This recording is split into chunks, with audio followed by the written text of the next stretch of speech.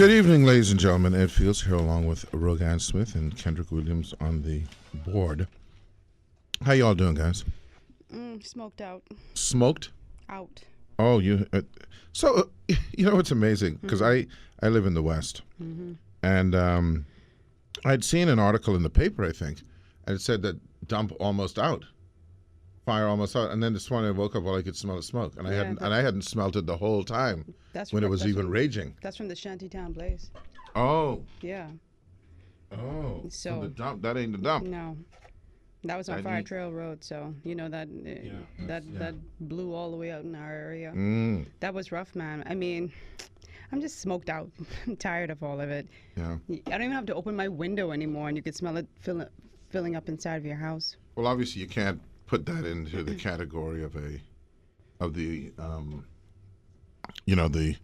what would I call it, the slackness. Fires I guess can happen. What shouldn't happen is the shanty town.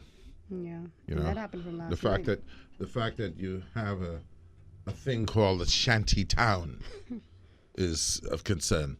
Yeah, it's sad though. A couple of families were displaced by that, but yeah,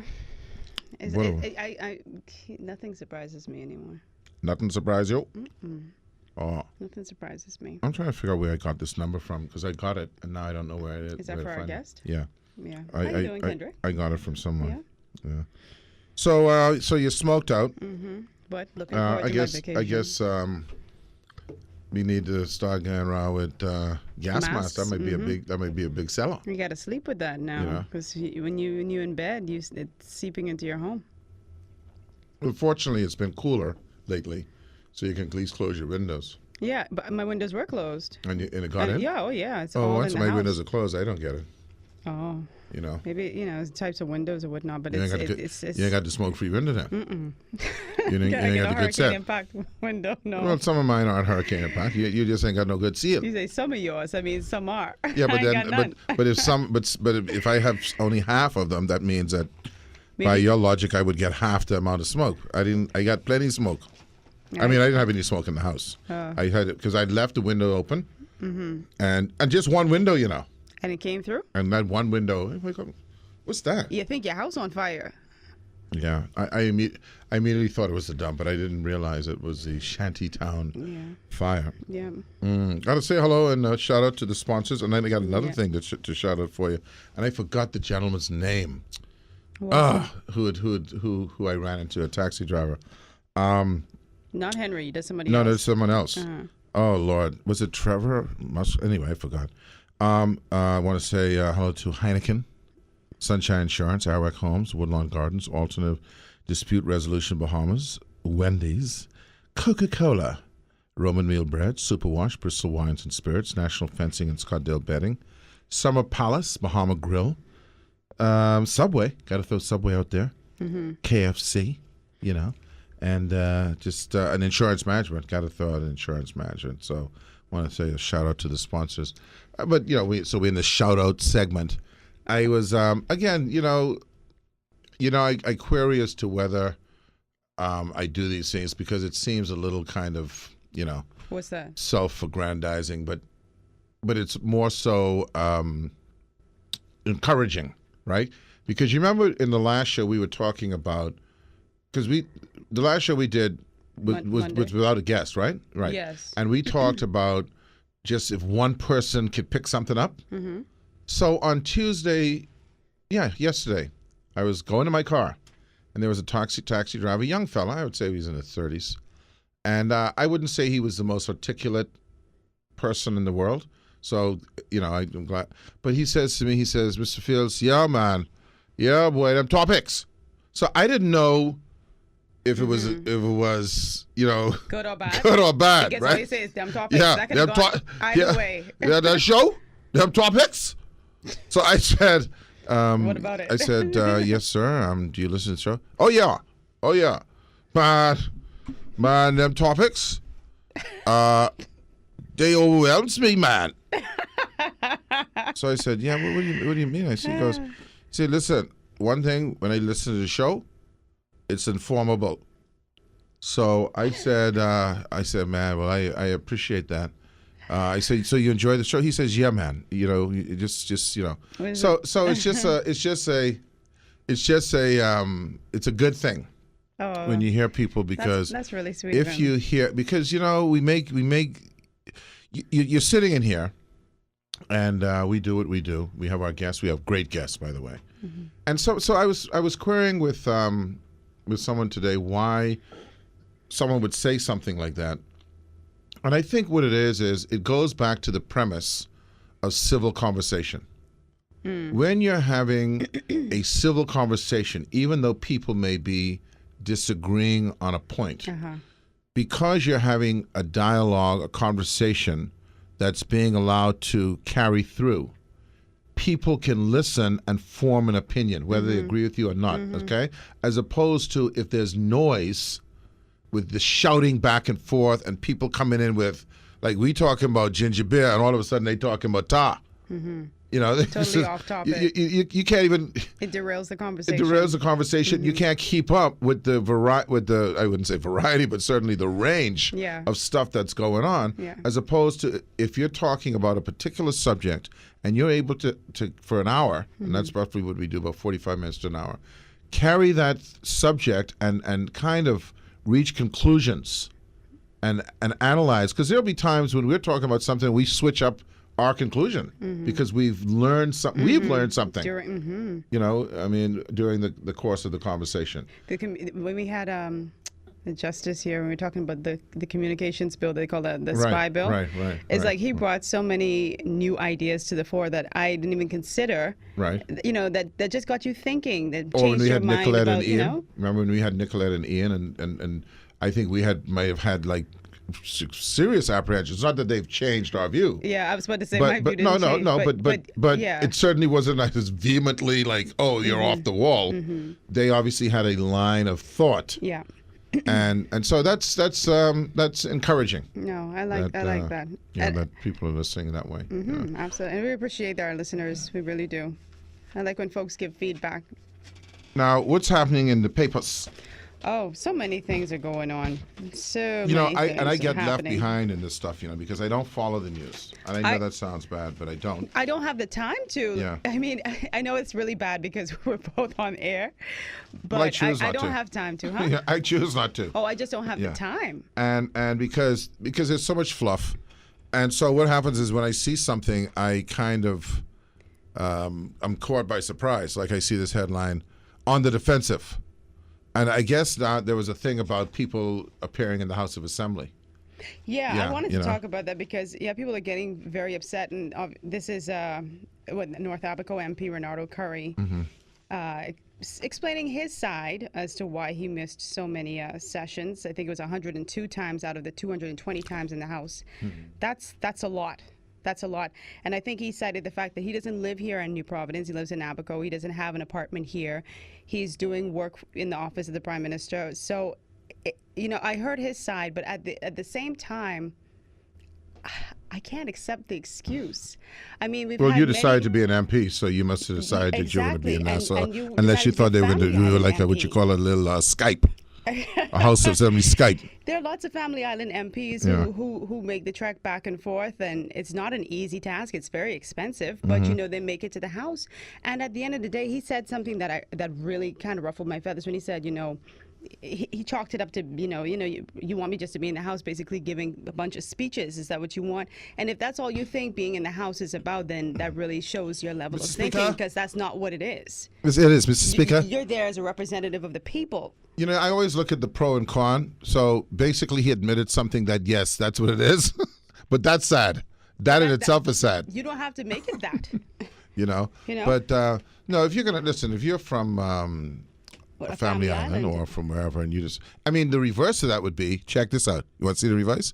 The reverse of that would be is you decide to be an MP from Nassau you decide to be an MP for a Family Island, and you're from Nassau, and when you don't show up in the constituency, you say to people, well, I live in Nassau. No, that's not an excuse. That's no, not acceptable. you know that you decided to be in Mical. Yeah. So you better carry your butt to Mical.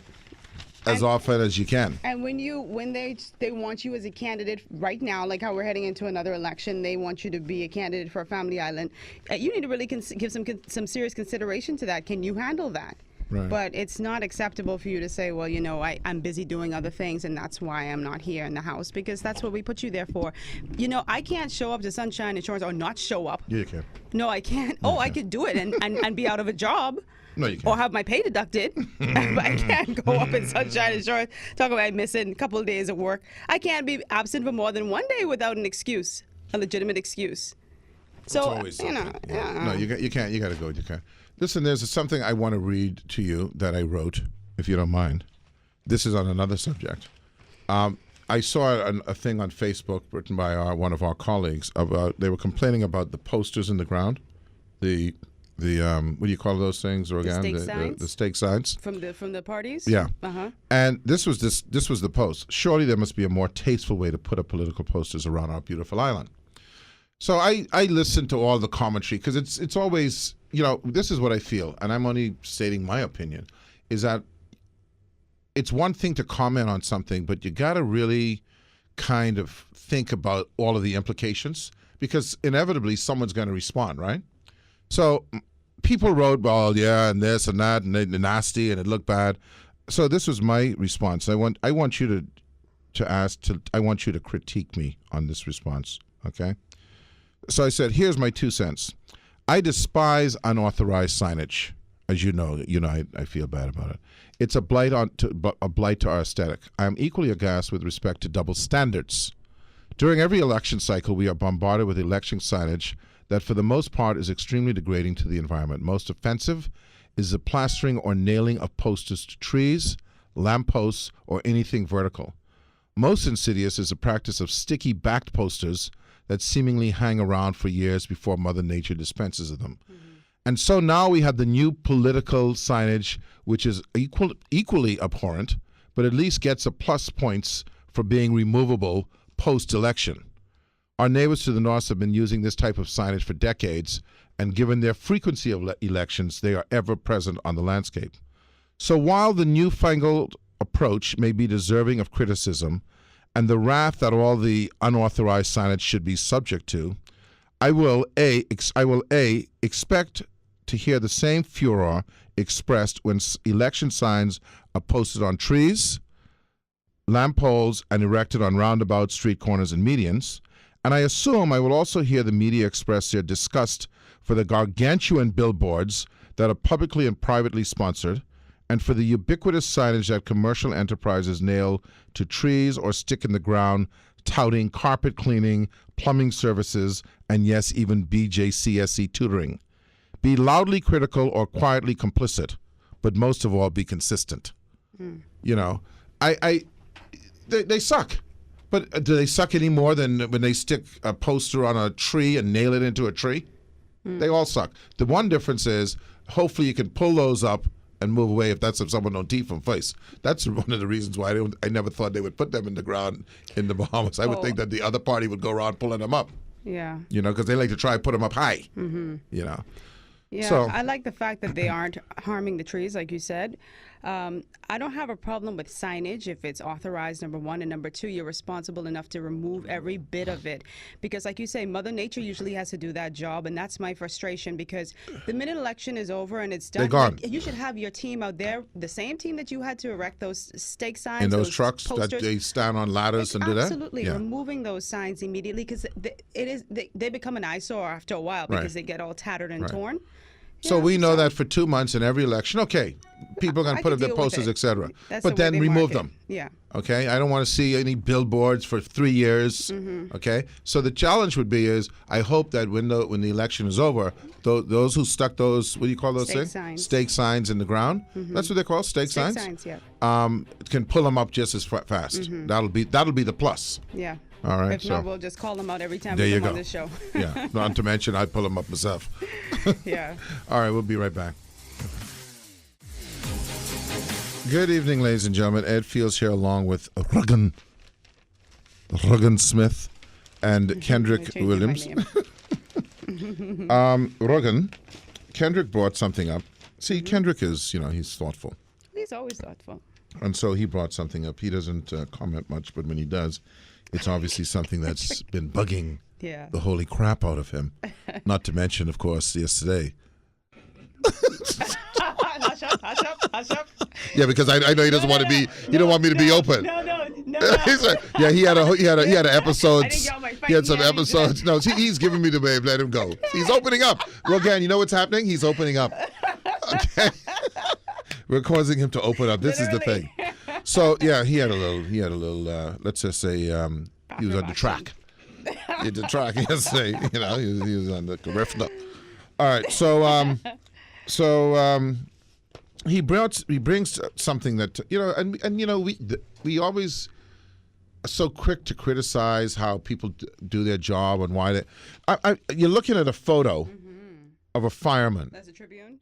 This is the Tribune. Turn it this way. Let me see. Okay. Yep. All right. Of a fireman. It's a great photo, by the way. Oh. Carey. And it was about the families being driven to their home in Shantytown. And you know what, Kendrick? This is to your benefit, not to your benefit, but to your credit. To your credit. I will make you a bet that 1 million people saw this photo and didn't see what you saw. Yeah. And what you see is a guy who is a cross between a firefighter and a gunslinger. You remember the gunslingers used to wear the kerchief or the ranches around the kerchief around the head, the neck, the face. The guy is in the middle of a fire and he has some sort of like napkin, like a hanky or something, bandana. That's what it is around his face. Where's the gas mask? Where's the oxygen mask for this guy?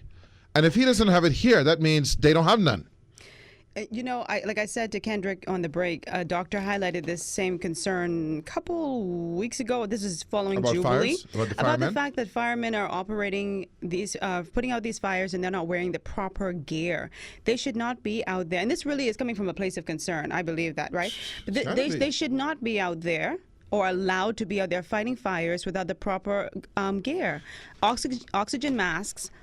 And I've seen some of them with the white masks that you put on, like if you're in the hospital and you're sick, you're trying to prevent like your cough from escaping. Yeah. That's inadequate. This is sad. It's sad, and it shows a level of disdain, really, for people under your charge. Absolutely. The fact that you would send a fireman to a major fire without, you might as well don't send him with water. You might as well don't send him with water, okay? And here's the deal. Someone's going to come around. There's going to be a spin. Watch this. There's going to be a spin. And the spin is, well, this was the only one. This is the only one. Well, then you know what? That's not true. No, I know it's not true. But if he was the only one, then let the others fight the fire. He shouldn't have been.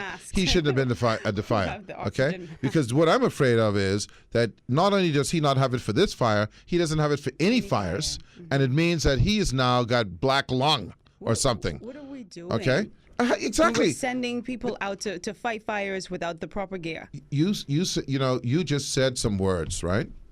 And they are so on, because as I look around the country, and I see things. The only thing is, let me give you an example. I mean, it's in all areas, okay? What's the road between Saunders Beach and JFK? I don't know the road. You know the road I mean. The road between Saunders Beach and JFK, between the six-legged high. You know, there's a road. There's a highway. Yeah, okay. You know where Saunders Beach is? Yeah. There's a road, a long road. Yeah, I don't know what it's Just called. say the road between Saunders Beach and Dingham. And you can come out of the side of Vista Marina, and there's like a V. There's like a merge thing. So you can either come in if you're going north, or you can come out if you're going south. So there's usually in the morning people take a shortcut to there. Yeah, I've seen. And so sometimes there's a line. So this morning a jitney decided to come on the other side of the merge of the lane going in, to come around, thereby blocking. And I looked at him, his window was open. I just said, What are you doing? What are you doing? Yeah. What are you doing? And you're the crazy one, by the way. Oh, yeah, well, you see Trying to get a couple of words. To wake on time. It's just, what are you doing? Okay? I almost feel like citizens should just block him. But the reality is we got to start thinking. Yeah. And this is, I almost want to say, and because you see, to show you Kendrick's thoughtfulness, this guy, because he has to save someone's life and property, and worse off, property, is endangering his life to save someone else's property. I've seen, and in many cases, lives. You know how many police officers I've seen in Florida and New York, and this is years ago, staging protests saying they're not going to any fires until they get the proper gear. Like they had an issue where they needed some upgraded gear, and they were stenching on that, and so they were like, we're not going to any fires until we get our demands met. And just out of interest, I wonder, and I'm not being critical, but I just wonder why that wasn't picked up by the writer. You know, like why that wasn't also a story. I mean, you know what I mean? No, I'm not criticizing. I'm just saying, but it just so to show you how we are in this community, right? Kendrick picked it up. Yeah, but I mean, in all fairness, I mean, it might not have been in this story, but I know that in both media have highlighted the fact that these firemen were operating without masks before. But it was mostly during the Jubilee Gardens issue with the fire at the dump. Yeah, and I'm looking at I see two more firemen. On the second page, and they don't. I actually don't get no. You know. I feel so bad for. It's crazy. I feel so bad for. Yeah, you see it, right? You just don't. They're not. You got to give people the right equipment, you man. Give them the right tools, especially when it's to affecting their health. And some things don't manifest immediately. It's later on that you down the line you wonder what's going on because of repeated use. You know. So. But they all need to come together and be like, listen, these things have been happening in great frequency. I'm not fighting any fires until I get the proper gear. It's as simple as that. Now, on a positive note, I got to highlight this, and I don't know the details because you see, we got to always give the due where it's due. I don't see it. I thought I saw it in the other paper too, but there's a thing here for many years, and I don't understand the full dynamic of this. For many years, the Bahamas has been said to be foregoing millions and millions of dollars because of the flights that fly over our airspace. We don't collect fees. Okay? Transport and Aviation Minister Glennis Hanna said the FAA has agreed to enter into an agreement for a 10-year management of this country's airspace with terms to be agreed, which we said would include the payment of a management fee to the FAA. And let me go to the next page here. Let's find this. Which would involve the collection of our own overflight fees, the latter of which she said has been performed by the FAA for the last 60 years. It would be interesting to see how much money that comes to. But, I mean, people have talked about this being in the millions of dollars. Let's see. In January, Mr. Christie said the government just Bahamas Air alone had paid in excess of $1 million to fly over our own air. And I guess it's because we didn't have the equipment in place to facilitate that. I don't know what the deal is. I'll read it more. But Sky Bahamas Chief Executive Captain Randy Butler also said Bahamian Airlines have been paying $100,000 plus to the FAA in overflight fees per annum. That's anywhere from 4 to 5 person's salary. Now, let me tell you another thing. I hope. Well, I know. I got to say it. I got to be cynical, right? I know that the foreign airlines are paid. I hope that now, when it's our money, because you see, if you don't pay it to the FAA, you're grounded. You ain't going nowhere. Now, I hope it's the BAA. Okay? They pay it. Because you know how we go. You know, huh? Say pay you later. Yeah. Pay now, fly now, pay later. Pay you later. Fly now, pay later. Yeah, on time. I can pay that on time. But you know what you're doing that we should do? I just thought about it just because you did that. Remember how you were talking with Ace about how we don't highlight the good news? So let's make it a priority on this show to highlight some good news. Yeah, that's... Well, no, but it has to be consistent. Yeah, well, I'm not... I don't read the papers every week like that. Yeah, well, I can and sometimes, in the newspaper, there ain't no good news to read. Don't bring... but when I made that point, what you say? But I agreed with you. We're going to go down this line again, so I'm not going to do it. Yeah, don't go I made the point that people don't find positive news to put in the paper. That's what the point I was making. And there's always something out there that's positive. And the point I was making is they don't focus on that. So another part. So I think this, even in the story about this fire person, right? While it's a negative scenario, what we're trying to point out is that, look at these guys fighting for people's lives and property and not having the proper gear. Okay, I mean that's a Not big up to taking care of them. their lives. Yeah, that's a big up to them. Tribune, although please negative, do a story on that. Find out what's going on. Yeah, so it's good stuff. How now? Please. Now the other thing that we got finally. Hold on, what Well, time we is got it? the news We now got coming news, up. yeah. I was just going to highlight the fact that what do you steal at the parliamentary registration office? Well, they robbed the The people? individuals. Okay, Yeah, okay. they All robbed right. they robbed the workers. Well, if they would go in sleeveless shirts, maybe they wouldn't have much things to rob. No, we don't want anyone being robbed. And we'll find out sooner or later if the House is going to be dissolved. Yep. Sounds kind of funny. It sounds like the Like gingerbread salt? house. Like Like, a pillar I'm of salt? melting. I'm melting. We'll be right back. I can show you. I can show you. Okay. No, it tracks yourself. It tracks. I saw something in. I'm going to read it to you. Our guest is Arinthia Komolafe, but I'm going to show you in your settings. If you have an iPhone, right? This is big. This is deep stuff, man.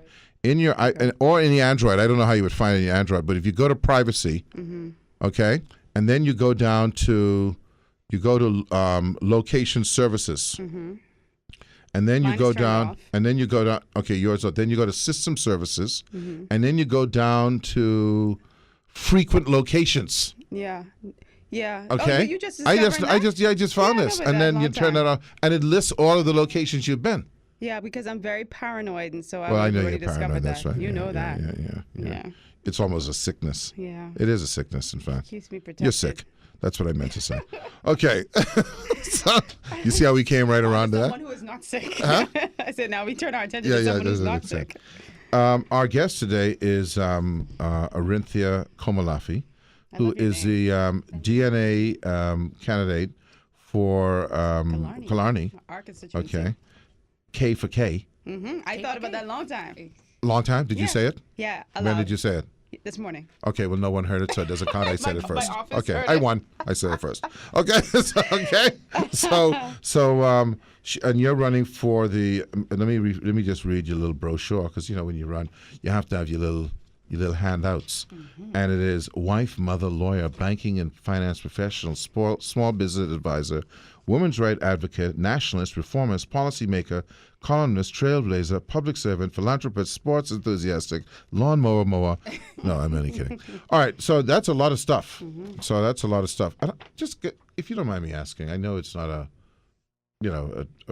it's not a question, but I'm sure we can find out. So you need to tell us anyway. How old are you? I'm 35. See, I needed to. Actually, I'm 36. Okay, so you're a liar. Yeah. Okay, Yeah, you're yeah. already a politician. You're lying. Okay. When's your birthday? It's going to be in June. Okay. Okay. So no, the reason I thought I would ask that question I don't because know, I obviously answered a that young like person. You're obviously what's that? I don't know. I answered that Yeah, like see, that. you're lying. Yeah, You don't fit the bill. Okay. Okay. Perfect. Yeah. I wanted to still be a young person. Yeah. Yes. Yeah. So no, the reason I asked that question is because obviously you are a young person, and it is impressive, and it is I suppose encouraging that so many young people this year around are offering themselves, and it's because it's a big deal. It's a big deal. And so the question I would ask you is, what the heck made you decide to do that? Yeah, after such a successful career. Yeah, you got a lot of things you want to add. You got to add now politician on that.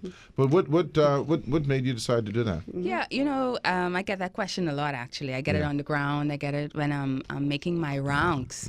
And honestly, it is for love of country. I know that sounds cliche. No, it isn't People cliche. probably We don't believe believe it. I have a mantra. I live by a mantra. It's God, family, country. And and it's in that order. It's in that exact order. And I really hold my country dear to me. And when I look at the state of affairs in the country at the time, I figure, well, as opposed to being on the sidelines, I wrote in my last column, we were talking about the fact that I was a columnist. My last column was actually leaving the sidelines, and it was really inspired by Obama's speech, one of his farewell speeches. I was just talking about the fact that, I can stay on the sidelines and I can continue to posture and speak about the things that are going on in society, or I can actually offer myself as well. Precisely. I mean, it reminds me of during the, I think it was a Democratic National Convention, there was a little old lady who, what do you call those gold star parents? The people who lost a I think kid. it's And she had Yeah. said how she had met Obama twice. She was like 80 years old, 78, 80 years old, and she had met Obama twice. And he got to talking. They get to talking after you meet the president twice. I guess you're friends. And it led her to say one day when she woke up and she looked at him and all of the flack that he had taken, right? And she said, "You know what? I woke up the next day and decided to run for the school board." And she won. I remember you told us the story. Yeah. So at some point in your life, you decide to get into the fray. Yes, and I figure it's better to do it in my youth as well. And I'm a mother, as you mentioned there. I have 3 small children. So one of the motivating factors for me was the fact that I did not want to be the recipient of a better life than they were. I wanted to ensure that there was a country there that they can be proud of, a country where there were opportunities for them that they can take advantage of. Sure. And I've had a lot of opportunities. I've taken advantage of those opportunities. But what I don't want to case is because of the increased deterioration that opportunity is stripped from a future generation. And why Killarney? What is your connection to that constituency? Well, Killarney, a lot of persons ask that too, and they speak about the fact that, are you a token? And honestly and truly, I requested Killarney. It was personal to me. I've been living in Killarney now for more than 10 years. Well, so that's rational enough, right there. Yes. I wanted the connection there because I've been living there. I work there. My children school there. I know the community in and out. I literally drive it day in and day out. And more specifically, I like the historic nature of the constituency and the fact that it's so diverse in its nature. We have the presence of Killarney is such a diverse and unique constituency in that you have persons represented from every social background. You have the working class, you have the middle class, you have the upper middle class, you have high net worth individuals, ultra high net worth individuals. And this has been the story of my life, really. I say to people, I had 12 years of public schooling. And I went on to the College of the Bahamas, and from there I traveled to the United Kingdom, where I attended international schools, like truly international schools. My first institution was the American Intercontinental University, where there were literally persons there from hundreds of countries around the world. And so this was like my first, at 19 years old, this was my first introduction to the world, like true introduction to the world. And when I got there, it was a bit of a culture shock to me because there were also persons there, when we were young, they would play these little ads on the TV and they'll say, please don't change the channel. So when you think about certain countries and certain parts of the world, you just think about gross poverty. Right. And when I got there and saw persons there from these parts of the world who were clearly not subject to poverty. It was a culture shock to me. It was an eye-opener to me, and I thought that was something that I wanted my children to be exposed to from an earlier age. But the adapting to that environment was perfectly fine for me. Yeah. Let me ask you this question. Rogan and I were speaking earlier, and it was about what was it about the sign? It was about something we were talking about. Signage and I don't know, something that, but it all comes to the same thing, and that is, why are we this way? What was the phrase we used? What are they thinking, or something like that? What when you see the things that people, no, when you see the way that the country is being managed, I always go back to this thing about this isn't about ideology so much. It's about management, right? The resources that we have, the fact that we are dependent on the United States and other countries for our inflow mostly. It's about managing those for the benefit of everyone. Why are we seemingly failing in that regard? What causes that in your view? The lack of management or prudent management? Yeah. Actually, I don't know. I was speaking to somebody, and I've had this discussion a lot, particularly with persons in my age bracket, young professionals.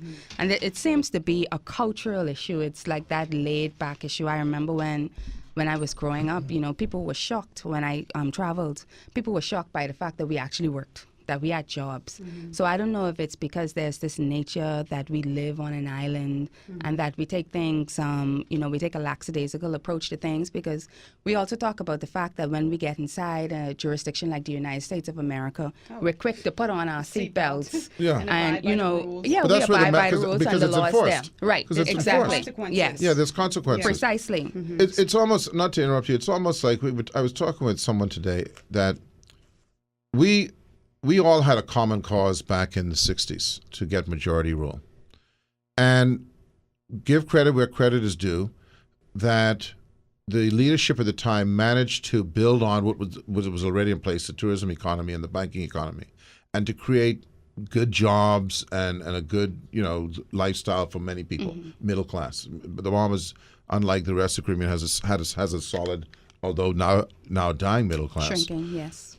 And so I think we were all just very comfortable very quickly. Yes. And the people who were managing the scenario, we weren't keeping our eye on them. We weren't holding them accountable. And whatever they did and however it mutated to where it is now, it's almost that we got to this point and we realized, oh my God, that person's running the show? Yes. How do we correct all those years of our melees? That's the big challenge, I think. I think it's going to take a generation. And I think even for those of us, you spoke earlier about young persons getting inside, getting involved and, going inside the fray. The challenge that we have when we campaign on the ground, it's emotionally draining, it's psychologically draining, because you meet a system and you're really fighting against a system, you're fighting against a mindset. So really what we're seeking to do is to shift the whole generation in terms of their mindset and the way that they think. This is one of the challenges that I faced when I was at the Bahamas Development Bank. You go there, you come from a private sector background, you're used to getting results, you're used to putting forward plans, and you're used to the management team looking at those plans, speaking to the feasibility of those plans and saying, okay, we can go in this direction, or perhaps we'll take this part out or we'll put these combinations together. And then when you get there, there's this malaise that you speak about. There's no true commitment toward management, prudent management, a strategic plan to get us to a desired goal that can benefit us. Let me just head back to Killarney. And I told you before we started the show that I'm a constituent of Killarney, and I spoke to a few folks today and let them know that you were coming on the show. So, there's some questions. But earlier you talked about the fact that Killarney has this mixed bag of constituents, because I think there's a perception that only rich folks live in Killarney, and that's not correct, actually. Yeah, Gambia and all those other places. Lots of different places are included in that. So what are some of the needs that you've identified that a Killarney has? So it varies across the board, right? So if you go into an area like Gambia, or Gambia, you have the issue of perhaps jobs. Jobs is a major issue. Persons want, they want an opportunity to be able to employ, to have some dignity, to be employed, to have some dignity for themselves. When you look more at the, I would say more the middle class and the upper middle class areas, it's an issue of, it goes more national. So it goes to more transparent and accountable governance, and certain people have different policies that are near and dear to their heart. So you have the persons that are more interested in the environment and what the government is doing with the environment. Then you have persons who may be interested in the issue of gender equality because it's impacting them personally. And then you have persons who may have a passion for education and what we can do in that regard to assist persons. And it's very diverse. It's and when I went into an area, for instance, like Mount Pleasant, one of the main issues there, apart from some of the issues they had from a national standpoint, they're more concerned about activities for youth, youth development. The reality is a lot of the persons in Killarney don't want anything. They don't need anything, but still at the same time, there are things that are impacting people where these are good, nice to haves. It would be good if we had some type of visionary representation. Right. Let me ask you, you mentioned the issue of jobs. And this is where I think we had George Smith on the air a couple of months ago, and he was talking about how the PLP in the first instance made the mistake of focusing on jobs. This is way back, as opposed to opportunities, right? And opportunities could mean jobs, but it could mean other things, entrepreneurial, et cetera, et cetera. So you look at a constituency.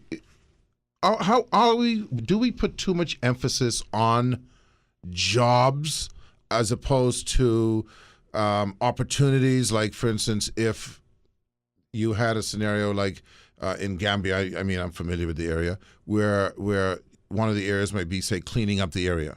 So that instead of a job cleaning up the area, maybe someone could start a company that would, take care of cleaning up the area. Do you see where I'm coming from? So Precisely. people can have more independence as Precisely. opposed to being That's right. worried about getting employed all the time. Yes, and this is one of the reasons why I really want to get involved. I mean, I don't have a difficulty with jobs. You know, we come out of school, we take a job. Right, you know, we work. Some of right. us may want to climb the corporate ladder, and then others of us may want to branch out into entrepreneurship. The whole plan that I have set forward in this platform is really to bring about a more independent people. We've been too dependent. And you talked about it earlier about these two industries that has been feeding us over the past several decades. But yet we're not owners of those industries. It's because we've been complacent. We've been satisfied with just jobs and good paying jobs. And now we see the loss of a lot of those jobs in those areas where there was a time when you can have a good paying job in the hospitality industry or a good paying job in the financial services industry. And we see eradication and an eradication of that. And when you talk about an area like Gambler and you talk about the fact, you look at the fact that perhaps you may pick up the phone and call your MP and say, I need a job. You know, we have to try to transform the mindset of people and say, look, MP, I need opportunities, right? Here's the community. The community needs to clean up. We need to be able to maintain the communal areas. We need to be able to maintain the parks, the beaches. And we talk about in this plan, Kalani Council, a council that can organize itself so that it can set up itself in a way where it can create job opportunities and entrepreneurial opportunities for members in the constituency.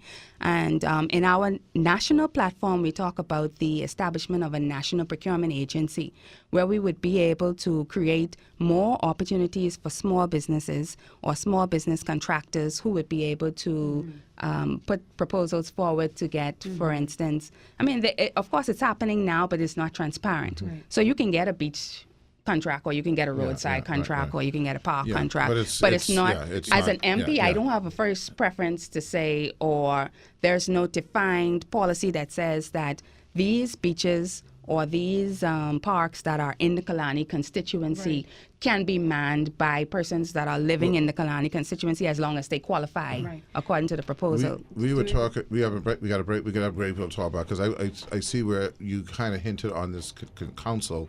I want to talk to you about local government in terms of changing as a vehicle to changing the mindset. Yes. Good evening, ladies and gentlemen. Ed Fields here along with Rogan Smith, and our special guest is DNA candidate for Killarney, Arinthia Komolafe. Yep. So, Arinthia, just real quickly, I'm just trying to get through these Killarney questions. Dr. Hubert Minnis has represented the constituency for 2 terms, I believe now. Yes. You said that you selected this constituency. This is the one that you wanted to run in. It's going to be very difficult, I would imagine, unseating this political giant in Killarney. How do you attempt to do that, or how do you plan to do that? Well, I think I'm employing different strategies, but first I just want to speak to the fact, I know persons have been saying that there's this giant, you know, and I go in there with the mindset that I don't even really see the other opponents. I just see that I have a plan, I have a vision, and I'm going to push that plan, and I'm going to try to introduce that plan to everybody who I have the opportunity to meet. That's how I have operated my life all of these years. As long as I'm focused on what it is that I'm doing, my opponent has always been myself. I always tend to challenge myself. I say to persons when they say Dr. Minnis is the incumbent and he's going now, as you rightly pointed out, for his 3rd term. And I ask persons, what is it that you want out of representation? You know, do you just want somebody who is there who is just holding the bag, or do you actually want somebody who is putting some sort of visionary platform toward the community, which also feeds into the national platform? And as I mentioned earlier, I've been living in Killarney for more than 10 years, and I can tell you, I haven't seen anything transformational taking place in the constituency. You know, I also talk to people about that Western Corridor, the road on that Western Corridor. It's been in disarray now for years. You know, it seems that has been a challenge. We also have this issue with infrastructural development like seawalls along the coast that have not been properly constructed or not constructed at all. No ideas to transform the community to, you know, we have a high crime problem inside the Bahamas. It's not a crime issue in Kalani, but we should not fool ourselves to think that this issue is not precisely that it's not going to roll over. So we should be putting preventative measures in place. And some of the plans and the platform, some of the plans that I have in the platform speaks to youth development. And I put on there, as he mentioned earlier, the fact that I was a sports enthusiast. We're looking at things that can get the youth out, because as you rightly said earlier, persons have this perception that Kalani is just a rich area. But there are people in there who would need opportunity either through sports or through academia to be able to improve their lives. Right. You know, I used academics to get out. Some persons may use something artistic, or they may use something on the athletic side of things. We also look at a plan for the community. I spoke about its historic nature. The fact that we have a World Heritage Site there in Clifton. The fact that we have one of the most historical communities there that is world-renowned in Lyford Key. And then we have these villages like Mount Pleasant Village and Gambia Village. And at a time, there used to be Adelaide Village as well. And I've already spoken to my colleague, Mr. Stephen Greenslade. We have no difficulty in partnering with each other because the plans that I have for Kalani incorporates also that village where we speak about a tourist hub, turning Kalani into a tourist hub, having a Kalani tour. When you look at Kalani, I say to persons, they do not realize that Kalani is actually a center of commerce. Most of the international financial institutions are situated in Kalani. Most of the clearing banks are in Kalani. We also have a lot of businesses, whether that's fine dining or retail businesses, are situated in Kalani. So Kalani is a commercial center. And you're somebody who described yourself in past interviews as PLP born. So why didn't you seek a nomination from that party? Why the DNA? Yes. And he had mentioned earlier, really the state that we find ourselves in perhaps could not be traced back to ideology, but perhaps just to management, or principally management. And really my departure from the Progressive Liberal Party had to do with ideology. Persons speak about the fact that I came up in the Progressive Liberal Party. I did, because I'm a third generation PLP, simply because my parents were PLP and their parents were PLP, right? But I fall in love, I tell people I fall in love with the history of the PLP and what they did and their push toward this majority rule and how they established the modern Bahamas as we know it today. But as I grew older, and I have a diverse background in terms of academia, I've studied law, I've studied business, I've studied finance, and I'm a student of politics. I love politics, I love world politics. And I studied a lot of world leaders, and I studied a lot of economies around the world. And in doing that, I was able to form my own philosophy and my own ideology as to what government should look like and what leadership in a nation should look like. And it became patently clear to me that that was not the direction that the PLP was going in. I feel, and this is my own personal observation, that they moved to more of a socialist type form of government. I mean, just alone in this administration, they've added 4,500 persons to the civil service. Now, that's not a PLP philosophy. That has been a government philosophy. We continue to increase the size of the public sector while the private sector shrinks. Right. And so we've been implementing these policies when in mass, when you take them all together, they've been counterproductive. Right. We've been doing a lot of good stuff here and there, both administrations, back and forth. But when you look at the total, the sum total, we've been doing a lot of things that has been putting our society in a regressive state. Absolutely. Yeah. So I want to. Thanks for that. I want to focus on some structural issues because I've been around for a while, and I never forget the first time that I voted. Well, I would have been 18 years old. I can't remember where it was, but it was in the Fort Charlotte district, and I remember asking the MP, and he's still around. He's not an MP, but he's still around. Why should I believe that when you get into office, you're not just going to be the same as everyone else? And of course, no. But of course he was. Now, we're fed up with that.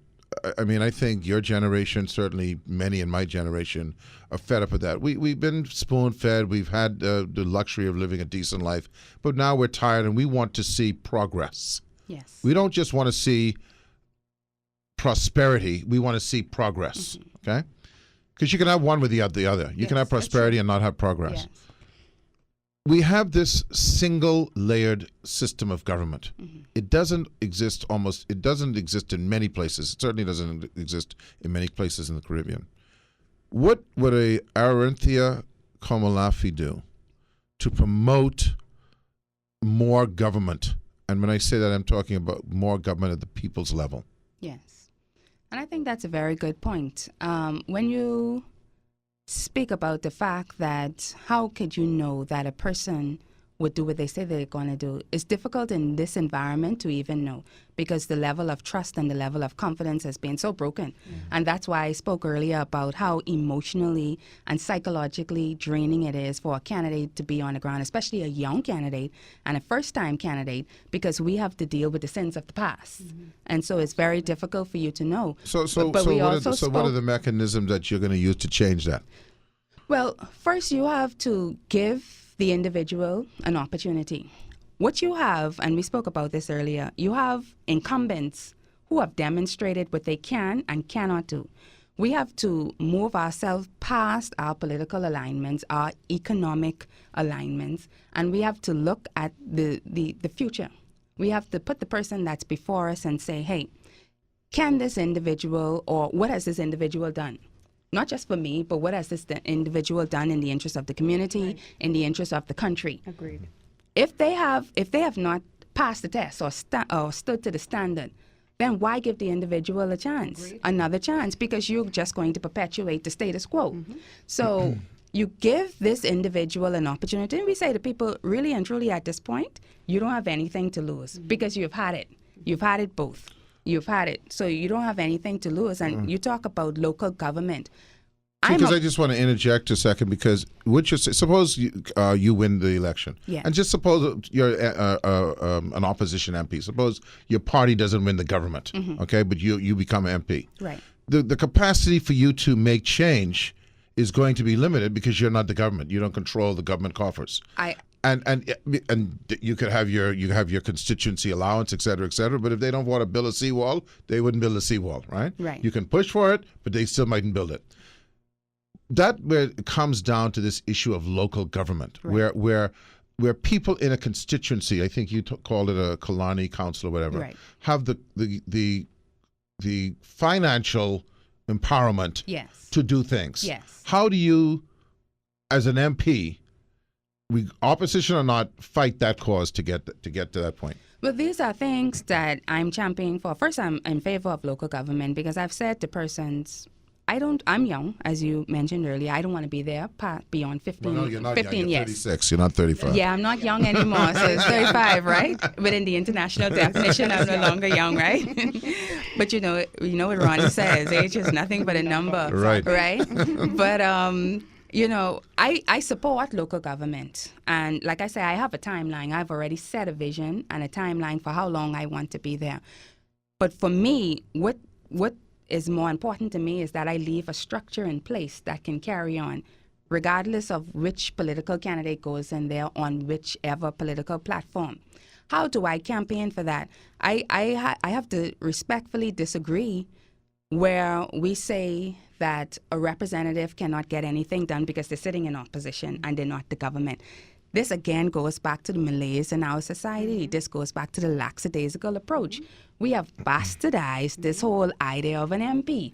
You think that the MP is the person that puts the food on your table, that fixes your roof when it has a leak, or that pays your children's school fee. An MP is a legislator. No, I understand that. Yes. And so what we have to get, again, it goes back to a different mindset. We have to get to the point, as an MP, if you're in a legislator, that means you can sponsor a bill.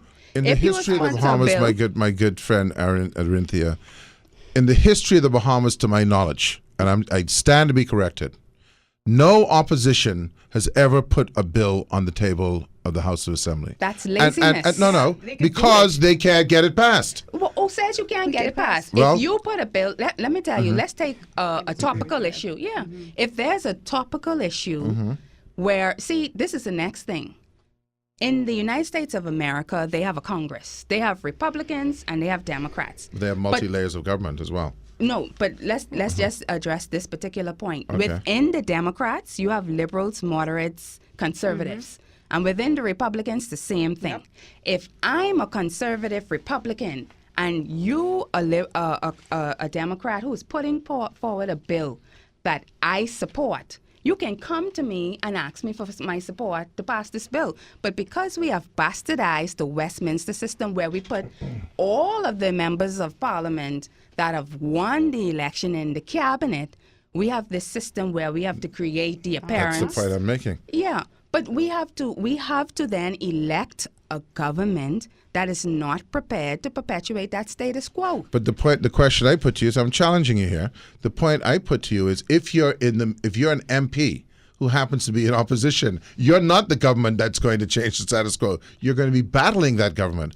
And so I think there are ways to do it. Don't get me wrong. I'm just saying that it is a sort. That is why I think people like yourself are so motivated to get into politics, because there's such frustration. There is at the system. Yes. And everyone is looking for the key to turn that can unlock and unravel this mutation. You beautiful word. I love it because it's a word I use all the time when it comes to the system. And bastardize, I use that one as well. Right. We've come to a point where we've so created this mutation that the big challenge is, how do you there are not a lot of mutations you can unmutate in the natural world. Okay? So it's a huge challenge. It's a challenge, but we have to start. The reality is, and we're looking at this election, and every election from this election on is going to be crucial. If we continue to do what we have been doing, we will continue to get the same results. Absolutely. We cannot simply say, okay, this is what we have, this is how we have been, so we should at least not try to make the move toward the change. You will never run across a person who says that more than me. I can assure you that. It angers me. I'm here just to ask the questions. It angers me when people say things, and we're going to go to a break, when people say, oh, that's how it was and you ain't gonna change it. Believe me, it angers me. But I'm here to challenge you, because the reality is it's challenging. My premise is that it has nothing to do with the MP. My problem is with the people. Now, the MP, maybe their role is to somehow get the people moving. But there's a new generation with a different mindset. I hope so. And there is a generation who is not, they're not aligned. Okay, we're going to take a break, and we'll take a break. We'll take a break. And you ain't young, so you ain't one of them. We'll take a break, and we'll be right back. Good evening, ladies and gentlemen. Ed Fields here, along with Rogan Smith and Kendrick Williams. We're in our last segment. You have some. You had some questions, Rogan? Well, yeah, they're off topic, so I mean, that's right. Okay, so I wanted to ask you. Let me just ask you this first question. What are your thoughts on women's views? Let me start there. Women's rights. That's broad. Certainly, I supported the gender equality referendum. Because that's where I'm going next. So, yes. Yeah. So I supported all bills. Your party didn't, though. Yeah, that's precisely the point. 1, 2, 3, 4. Yes, and we have spoken about that. I think in his explanation to me and in his explanation to the public, it had to do with process. I respectfully disagree. I always said I understood what the bills were saying. I didn't think that there was any hidden agenda. Right. I think a lot of politics played into that process, a lot of hysteria, a lot of fear-mongering, and it was just a very unfortunate circumstance, because I've been championing this cause now for a couple of years now. Every year I make an annual trip down to the United Nations, and that's a personal commitment that I've made. I started in 2013. I didn't attend last year because of loss in the family, but I just got back from there last week. And I know that this is one of those pressing issues that the Bahamas is outstanding with in terms of bringing that equality in our highest law, in our most supreme law. So I support the equality of women, gender equality. I also support the initiative by the United Nations to move toward a gender parity of 50-50 by 2030. I just spoke to a group of young girls, and I was letting them know that we have 13 years to do that, and they're going to be the main part of helping us to achieve that. But how do you support a leader who voted against those bills? Something that you were in such support of, because it just seems like there's a clash. The process thing is, and I'm going to say it, you don't need to say it, that's garbage. Yeah, that's the way I feel. I mean, you either that's for trash. something or you're against it. Now, that's spin because, and to be honest, I shouldn't even say this because you don't even know if they did vote against it, but the reality is, you have a principle.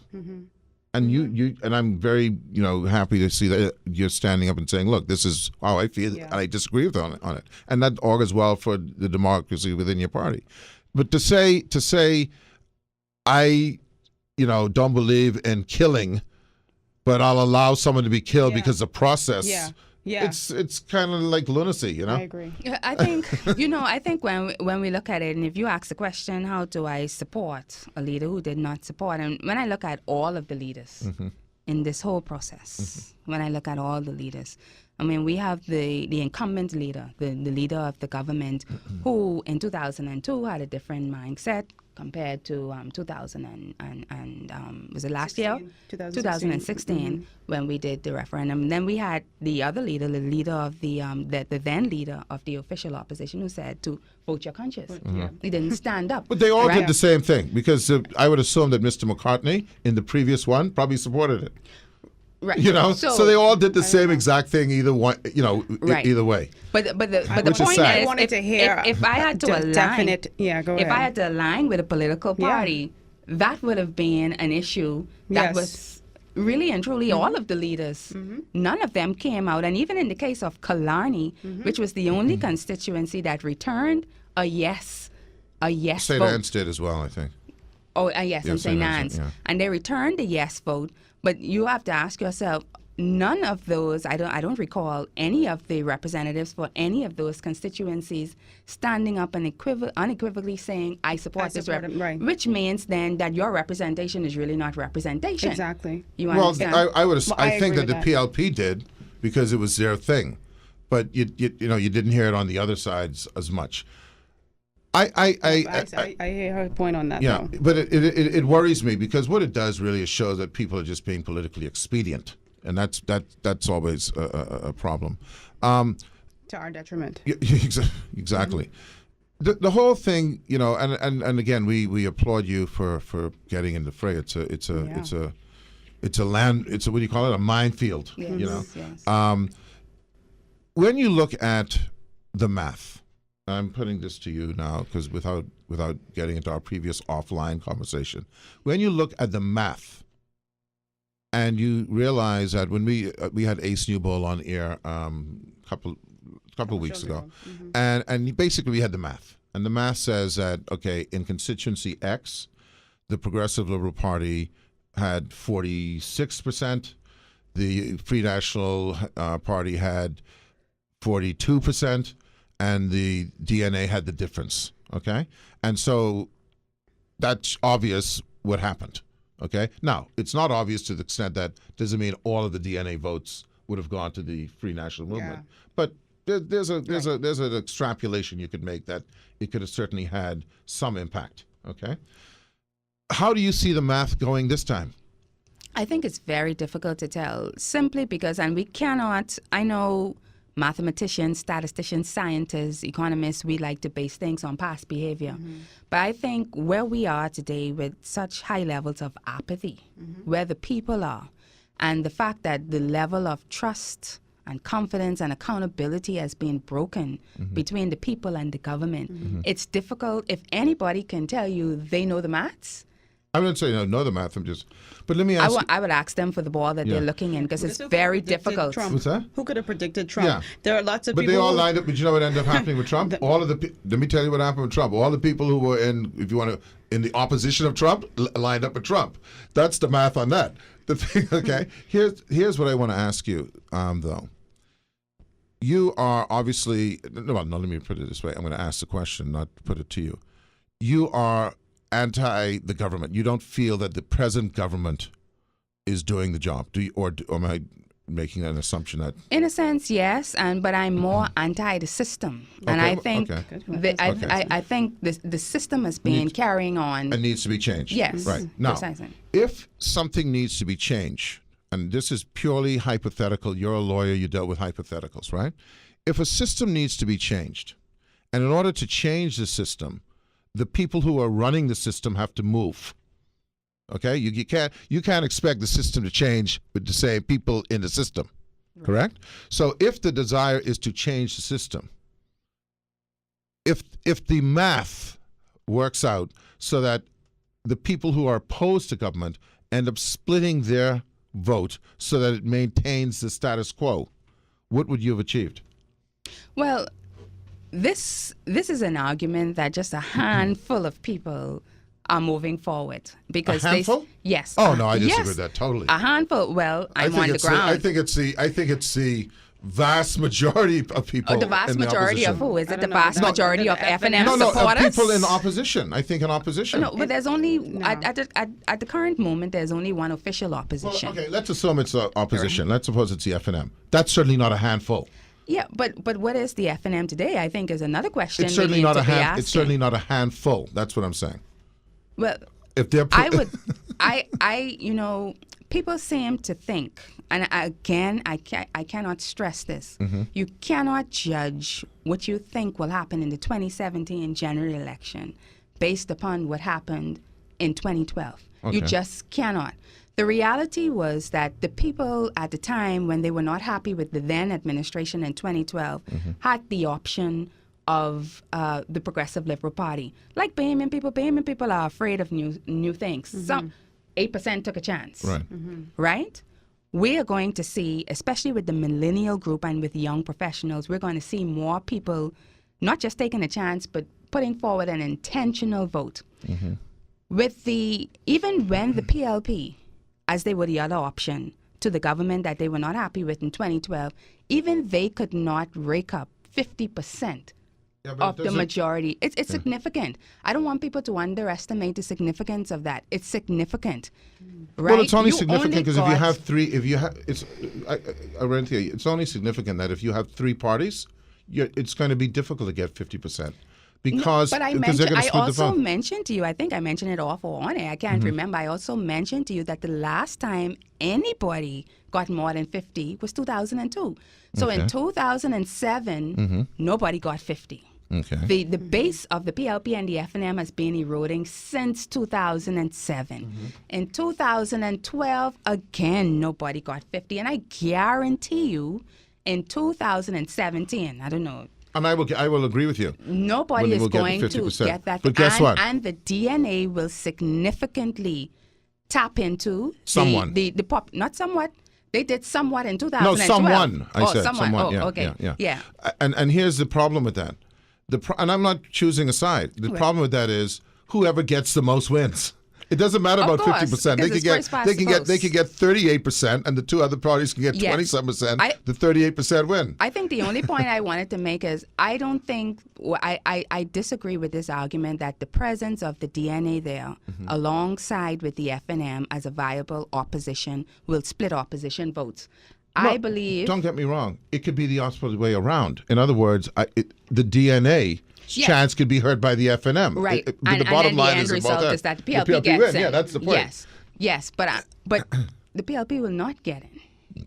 Excuse me. Well, the PLP has to be able to galvanize its own base, which is, at this point in time, demoralized this way. Right? Well, we shall all see. I made you a little side bet. Yeah. Okay. and my prediction, I'll make. This is way out, so I'm going to make a prediction. I'm already 0 for 2. I'm already 0 for 2 this year. I bet against the Patriots. I lost on that. And I bet against Trump, and I lost on that. And you going again? No, I didn't bet on Trump. I just, you got to go. 3 strikes you out. I got one more strike, man. When you play baseball, you don't stop at 2 strikes. Bet for the PLP or the F&M? No. This is what I'm going to say. I'm going to say that at the end of the day, there's going to be 2 possibilities. And that is that there will be, it's a simple mathematical thing for me, it's not emotional, that one party is going to hurt on the opposition side. Either there's going to be a realization amongst people that they have to do the most damage with their vote if they want to be rid of the PLP. If they want a PLP, they vote for the PLP. As opposed to the other position is that people split the vote again and the PLP win. So we'll see what happens. I think people should not focus on just voting against the PLP. I absolutely I think so too, but I know that's what they will do. And I don't mean to interrupt you, but I mean, this is how we get saddled with poor candidates, and then we complain for 5 years. It's about time that we don't get saddled with poor candidates because of that. We get saddled with poor representatives. We get saddled with poor. Oh, I thought. Well, if you want to say poor representatives, I thought you meant candidates. Yeah. No, I'm sorry, with poor MPs. Okay. At the end of the day, people are always complaining my MP ain't performing, my MP ain't doing in this. Well, you put him there because you were more focused on the overall. You were more Right. focused on getting that party Yes. into office. Yes. So why don't you focus on a candidate that is working hard for your constituency, that has your interest in his or her best interest, and go from there. Because unfortunately, and I say this, and maybe the young people are not have a different view from me, is this: I, like you, recognize the flaws in the system, but I also recognize that the system is there. But It's like saying I see a train coming, and I can pretend it's not coming, but if I stand in the middle of the track, I'm going to get hit. The reality is that there's a system, and if people believe they want a change in government, okay, in our system, in the context of our system, that the vast majority of people are going to believe that in order for the government to change, they have to vote for the party that gets the government out. That's all. They did it in 2012. But, yes. They did it in 2000. They did it in 07. They did it in 02. 12. They did it in 1992. That's what they do. And that's why we should impress upon them. Again, if you focus on just getting the PLP out to get the FNM in, the FNM will disappoint you again, as they did in 2000. And parties yes, can do. you've seen it. So look at the candidate. If you want good government, you're going to need to look at good candidates. And it doesn't matter which side of the political divide those candidates come from, because they all have to sit in parliament and they all have to vote for your interests. They all make your life better, or they all collectively make your life worse. Well, I make you. We got how much time we got? We got about 2-3 minutes left. I want to ask you this definition. Then you're going to have to, for the Bahamian people, redefine what they believe government is, because in people's mind, the government is the party with the majority votes who control cabinet and but basically you almost only need cabinet. I mean, not need, but you almost only think about cabinet because they're the ones who control everything every day. So the reality is people don't see a candidate who is not in government as government. And that's what we've been doing on the campaign trail. We've been educating and re-educating the voting population. We have to do it. So that's why I say it's emotionally, it's psychologically, it's training in every way for somebody who is coming into an entrenched system, trying to change the mindset of the people that are going to the polls. We have to educate them and re-educate them that this is what government is and this is what your MP could and should be doing for you. Not this. Not what you've been taught Not over all coming to these funerals years. and this and all That's that. right. Yeah. That's correct. Yeah. No, I'm trust me, I'm not. Rogan, I think, can tell you that I'm the most anti-system. I believe we live in a monarchy. Okay, I believe we live in an actual monarchy. A monarchy or an anarchy? No, well, it's probably both as a result. But the reality is, we live in a scenario where one individual or one office controls everything, and that system is not sustainable if you're going to measure it for progress. And so it's a quagmire. And one day, I think the people, and what happens is, the sad part is when you have a stalemate like this, not a stalemate, but a really entrenched system like this, the usual way that it changes is not a pleasant way. Okay? When you get to what do you call it, a wall like this, because this is what happened with the American Revolution. But do you think so? Because, again, I say to people, this is what we say on the campaign trail as well. People took that leap in 1992 after 25 years, and that was a clean transition. But now they're not happy. No now they've seen But see, I'm only following your point. Your point is they've now seen that the system is the flaw, not the party. Because in those days they were thinking, they had a party for 25 years. Let's just change the party and things will be all honky dory. Well, they also knew that the system was flawed. But here's the thing. We've also been educated as a population. We've also matured. And so we don't just take things on our laps anymore. You have to, the persons are more engaged. Yeah, we'll see. It'll all be an interesting thing in about, 2.5 months? But we have a wager and you 0-2 right now. Yeah, no, I got a wager. No, but see, I haven't put the bet yet. See, I 0-2, but I got another bet. I'll tell you the bet off the air. We'll be right. Monday we'll be back. Our guest is Phil Galanis. He's coming back on Monday. And we'll talk about more politics because that's the game the for the next couple of months. Thank you very much, Thank Arinthia, you. for coming by. Thank you. Take care.